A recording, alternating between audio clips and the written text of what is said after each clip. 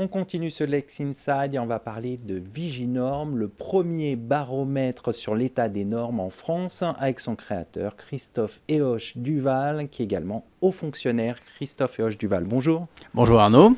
Vous avez reçu pour votre ouvrage l'inflation normative et là vous revenez pour une deuxième création, c'est le baromètre sur l'état des normes, Viginorm, qui est un site web sur lequel vous recensez l'état des normes. Pouvez-vous nous le présenter plus en détail, ce baromètre Viginorm ? Je vous remercie. Alors, j'ai convaincu un think tank qui s'appelle Contrib Associés et son directeur Benoît Perrin de m'aider à mettre en place effectivement un mécanisme de transparence. Voilà, parce que les normes, c'est très complexe.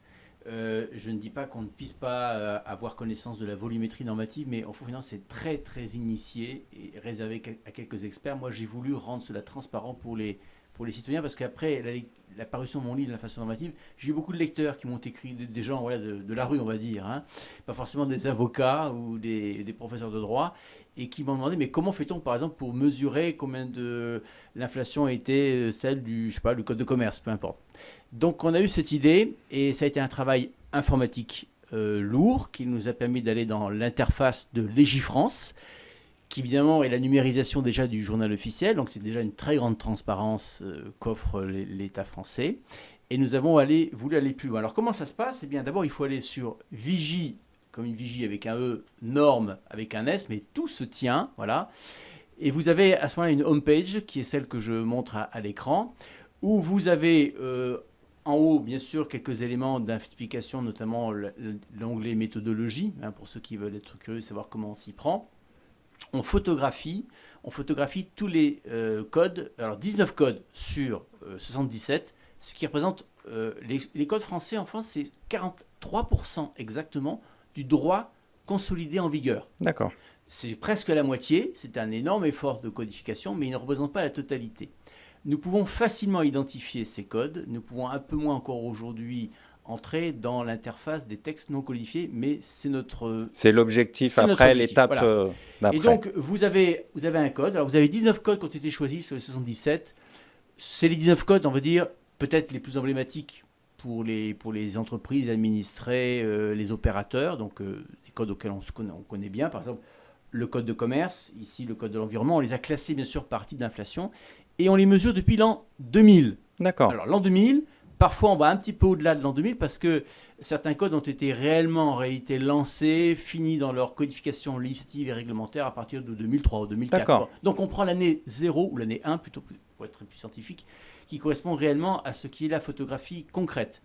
Et en cliquant sur ce code, alors on a bien sûr le montant de l'inflation tenue depuis l'an 1 de ce code. Vous voyez, par exemple, le code de commerce, c'est 473% d'inflation depuis 2001. C'est phénoménal.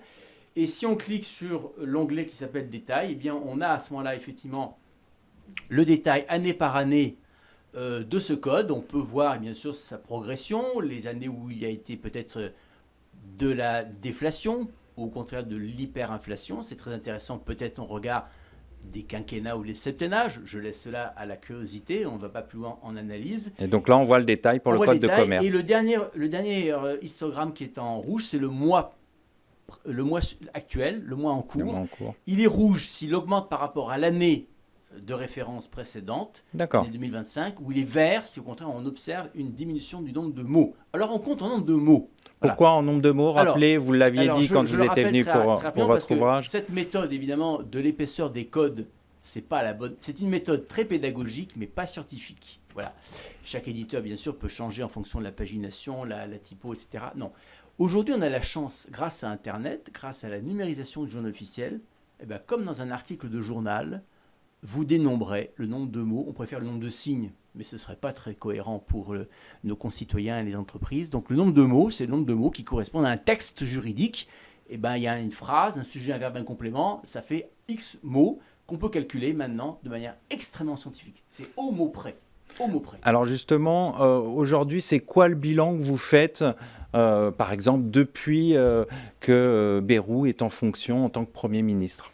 Alors ça, on a été un petit peu taquin, effectivement, parce que sur le site, on a mis un petit compteur François Bayrou, un compteur qui démarre au 13 décembre 2024, date de son investiture, à la date d'aujourd'hui. Et alors nous sommes à 335 335 mots. Ce sont les mots des 77 codes. Je le précise, c'est-à-dire que ça représente son apport, son bilan normatif, voilà, quand on est comme chez les médecins, c'est son bilan normatif rapporté aux 77 codes. Comme je l'ai dit, les codes, c'est 43% du droit total. Puisque au 25 janvier 2025, nous avons totalisé 47 578 656 mots. Voilà, le chiffre est ici. On va retenir 47 millions, plus de 47 millions. Et surtout, on va retenir que ça ne représente que la partie que l'on peut connaître, que l'on peut déchiffrer. Bien sûr. Les lois, les décrets, les ordonnances. Il y a des zones grises encore, malheureusement, dans cet iceberg. Et la finalité de tout ça, c'est quoi après? La transparence. La transparence interpeller aussi les politiques? Voilà, moi je le dis franchement, c'est une première depuis 1958.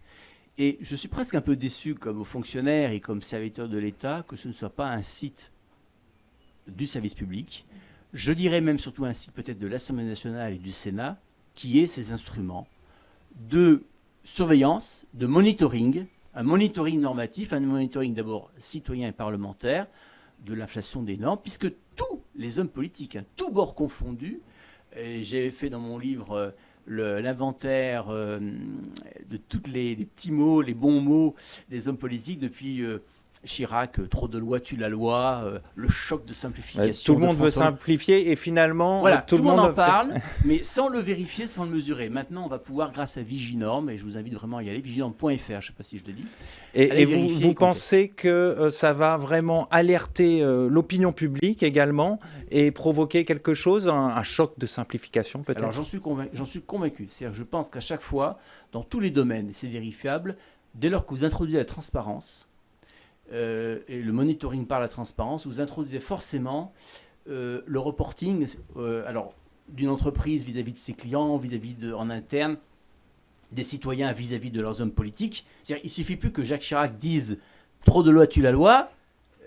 Tu en as fait combien de mots, Jacques? Voilà. Et donc, on peut mesurer. Et donc, demain, effectivement, quand François Bayrou, tout récemment encore, le 3 avril, au Sénat, a dit « il faut cesser la boulimie normative de l'État », ben, chiche. Voilà. En tout cas, on a les moyens de dire au 13 décembre, jour de ton investiture, tu en avais tant, tu rendras compte de combien de mots supplémentaires aux concitoyens à ta sortie. Ça ne veut pas dire que les normes sont inutiles, attention. Ça veut dire que c'est un indicateur néanmoins d'une inflation dont il faut rendre compte et donner des explications. Il peut y avoir des bonnes inflations, il peut y avoir des mauvaises inflations. Et c'est un peu comme la question des prix.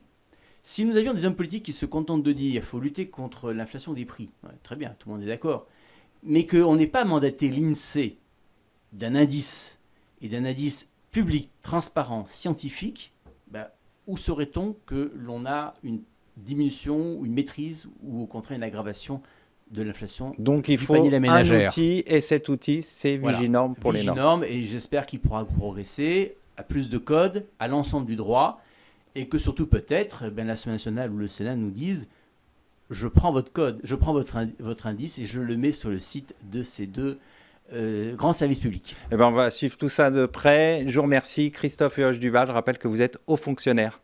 Merci. Tout de suite, l'émission continue. On va parler de l'indemnité transactionnelle réparant un préjudice.